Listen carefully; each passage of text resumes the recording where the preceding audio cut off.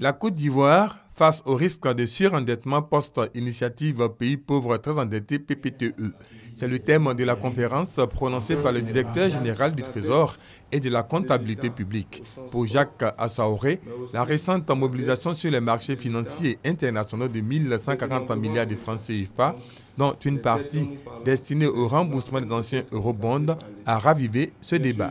Le conférencier reconnaît que depuis l'atteinte du point d'achèvement de l'initiative Pays pauvres très endettés en juin 2012, la Côte d'Ivoire a bénéficié d'un allègement de sa dette. 4 090 milliards de francs CFA ont été annulés.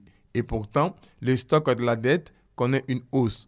Il est passé de 4 679,6 milliards de francs CFA à fin 2012 à 8 985,2 milliards à la date du 31 mai 2017.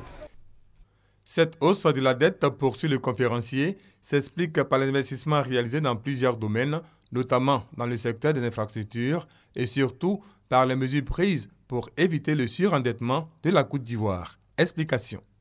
Aujourd'hui, notre ratio de l'endettement rapporté au PIB, il est contenu dans les normes, en dessous de 70%, en dessous de 49% de normes fixées par la communauté internationale.